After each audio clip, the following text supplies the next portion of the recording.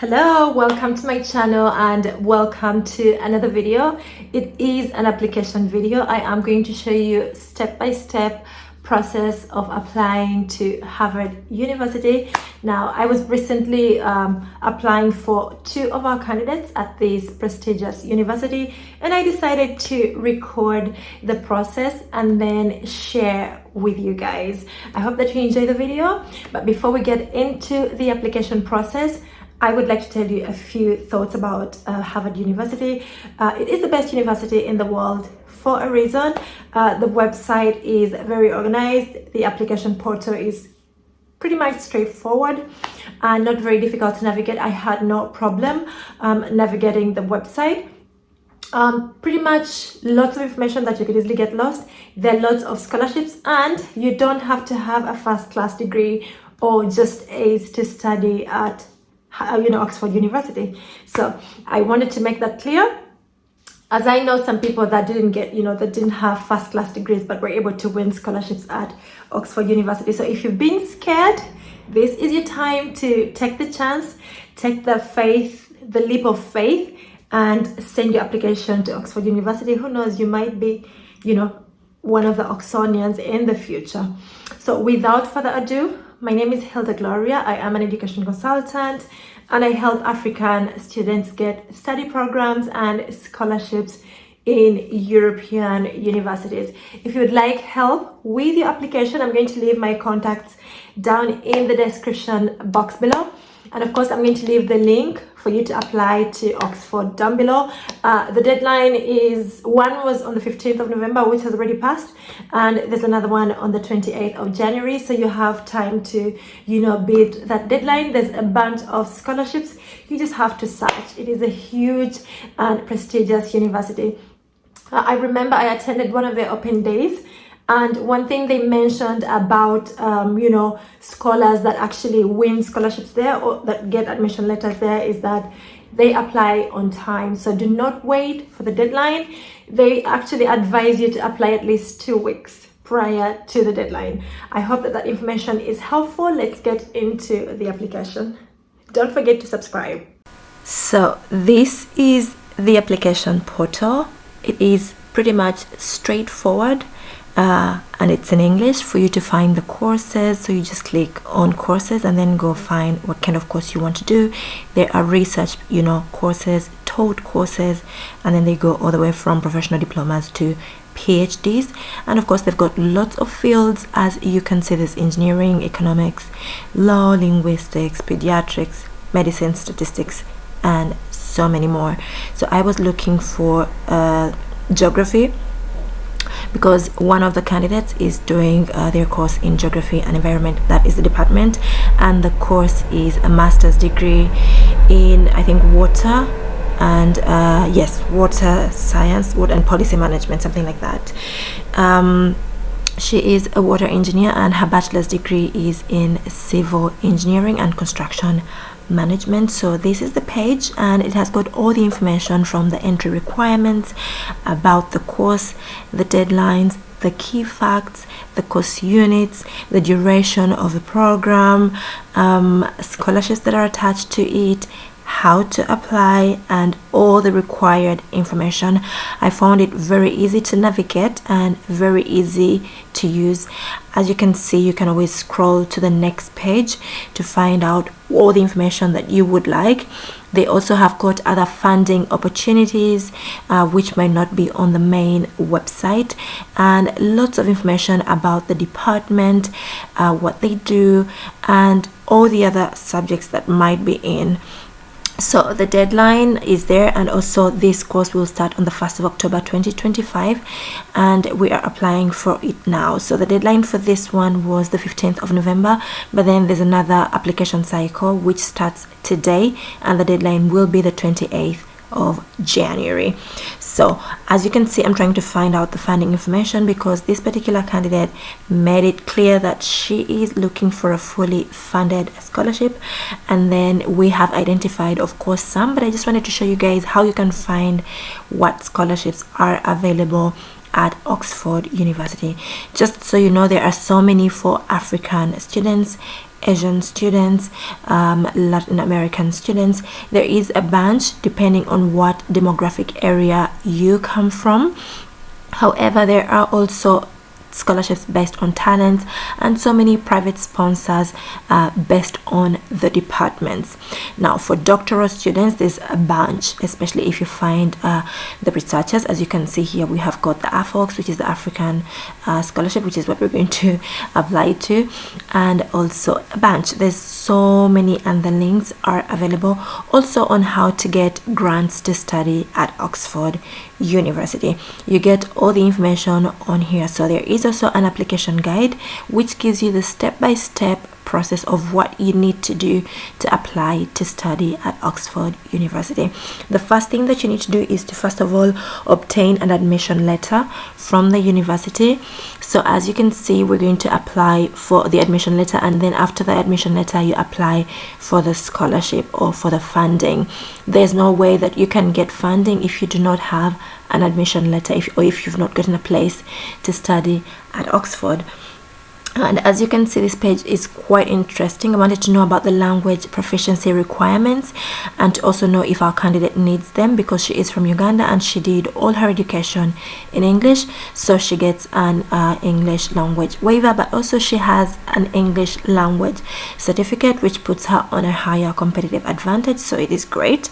Let's have a look here. They say majority speaking English countries. Okay, they don't have Uganda in there, so that means she doesn't get the waiver based on that, but she gets the waiver based on the fact that she did have bachelor's degree in English.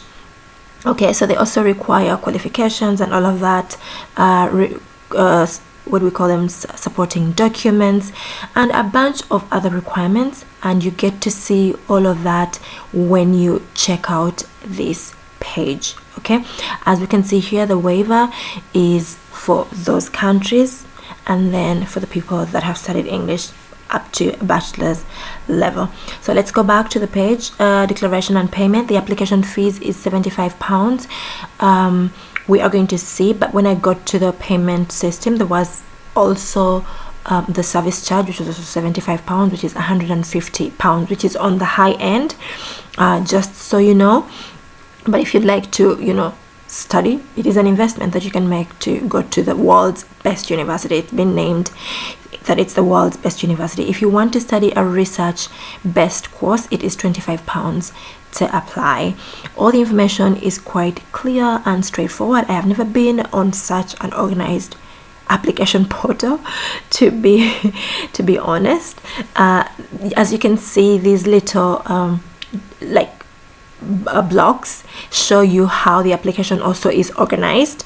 You start with your details, then you go to the next one, which is your professional experience, then academic experience, then referees, and a bunch of other requirements. They ask for so much, as we're going to see in the application, but you just have to fill in every information very carefully. Let me tell you, it took me about 3 to 4 days to finish the application, as I had to review everything and have to be very, very careful with the application, because also their requirements are so many. I had to go back and forth checking the candidate's documents so many times to make sure that everything is right, and also ring her to ask for a lot of other information. Also to mention that the referees here get sent an email to which they respond. So make sure that you notify your referee that you will be needing a reference letter from them, and it will be coming from Oxford University. As soon as you put in their email address, as you're going to see, they get sent an email, and then they submit the reference letter, okay, which is also a requirement. So let's go in and start the application. There is an option if you've already been registered to the website, so it looks like that. And if you haven't been registered, you just go to where it says create account, okay, which is going to be on the next page. I had to go back here because I needed to just be sure that this candidate has everything. Also, I wanted to check the test requirement for the English proficiency language. If you've done an IELTS, they require between a 7 and a 7.5, and I also wanted to make sure that the GMAT is not compulsory for her, and that is okay. So we are going to go ahead and check through the checklist one more time to make sure that we have everything, which I highly recommend, and then get started. So this is the application portal, and then if you're registered, you fill in your email address and the password. But this person is here for the first time, so we are going to create account, which is on the right hand side. As you can see, then of course they've got a lot of requirements. You're supposed to fill in your name, middle names, family name, date of birth, user email, confirm email, create a password, and then accept the terms and conditions. So here we are, we have logged in, and we are going to get started. As you can see, there's 1 2 3 4 5 6 7 8 9 10 blocks, or like small departments in the application. So the first one is quite simple, because all you have to do is check which application type it is, which is the standard one, because I think they've got lots of other options. Let's scroll down and check them out. But also it's very important that you read all the information before you start to apply. Where it says help, for question specific help, please click that question mark to be able to understand. Make sure you fill in everything, because then you're not allowed to go forward if one thing is not complete. So here we are, they tell you the types of applications. They've got the standard one, and then they've got one at roads. So we're going to apply for the standard one, and then I'm going to save and close because I need to get back to it in a second. Okay, so you get the chance to actually get back to the application if you save and close, or save and continue as you like. So let's click edit, because we already started one application and we're not starting a new one. And then go ahead and fill in the other parts. Now I want to let you know also that in this video I'm not going to show you every little bit of details, as we're very keen on our clients' privacy. So the parts that require her references and dates of birth, I'm not going to show those, but then I'll show you the page and then show you how to fill it.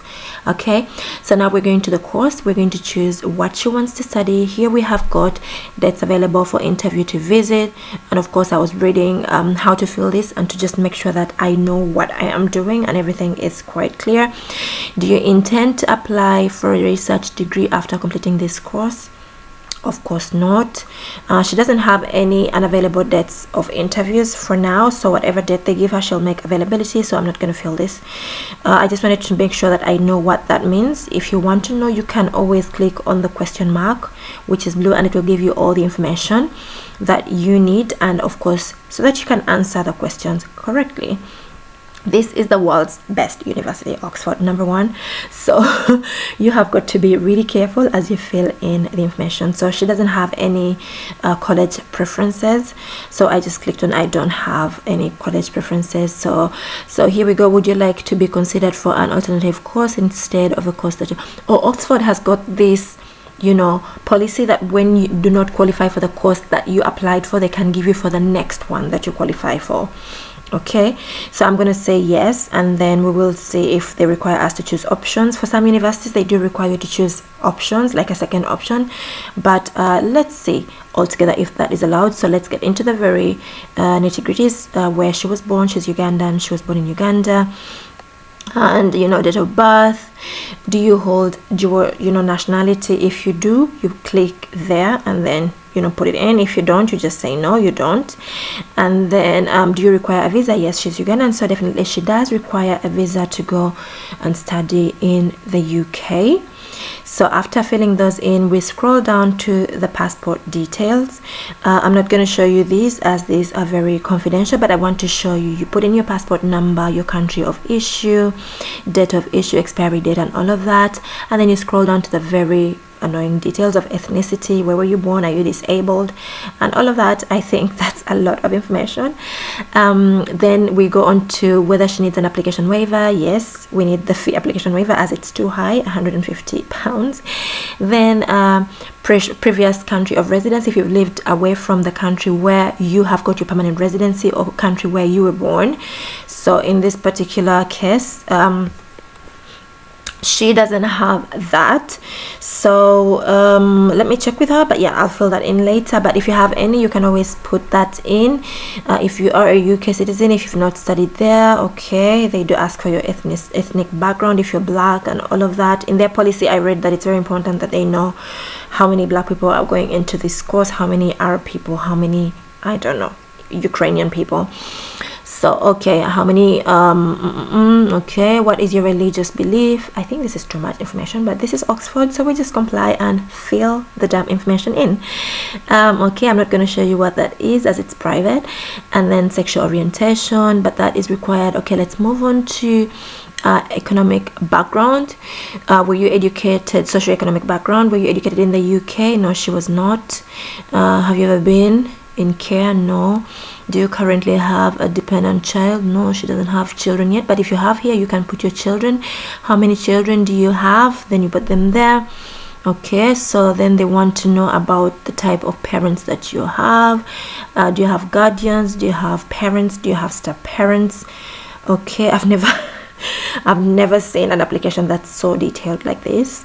That's a lot of personal information, but as I mentioned, I'm not gonna fill that online to show you guys, as it's very private information. But as you can see, it's all required. So let's go to where it says how the education was funded. Her secondary school education was funded by personal savings. She didn't receive any scholarship or anything. And they also want to know how you plan to fund your university education at Oxford. She definitely wants a scholarship. That has already been mentioned. They want to know if she has any specific disabilities. No, thank goodness she doesn't. Accommodation, do you intend to apply to stay in the accommodation by the college? Yes. And if she gets a full scholarship, God willing, she will definitely study there and stay there. Then here we have got the information about children. If you have any children, they ask for child number 1, what is the sex, date of birth. If you have another child, then you can add them. Okay, they don't ask for only information about you, but also about other people.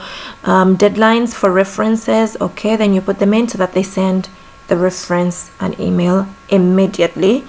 So that's pretty much it that I'm going to show you. The rest is really very personal. I'm very sorry. Her qualifications, experiences, languages, supporting documents are very personal, and I don't hope to share that online, but I hope that this gives you an idea of how to fill in an application to study at Oxford.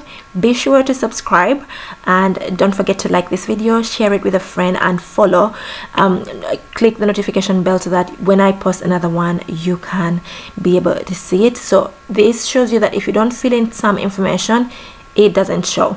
Okay, it doesn't let you go to the next one. All right, so I had to do this one more time which is not very pleasant, but yeah, we did it, and this is what it looks like. I hope you guys like the video. I'll see you in the next one. Goodbye.